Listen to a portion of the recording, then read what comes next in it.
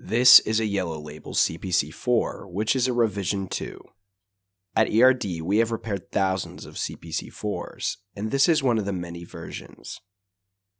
The yellow label version, which is the 13 in the part number, is a 500K speed module, which is the faster of all the types. It is not advised to swap these between trucks, as the modules are physically set to run at their configured speed. The video attached shows our custom software test, which allows us to final test the modules before shipment. This custom test system, which simulates the truck, is interfaced with our diesel laptop, and as seen in the video, we use our diesel laptop to clear faults and set the clock.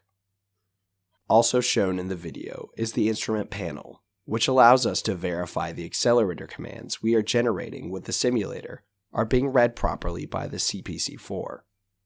This is one of the main failures of these modules.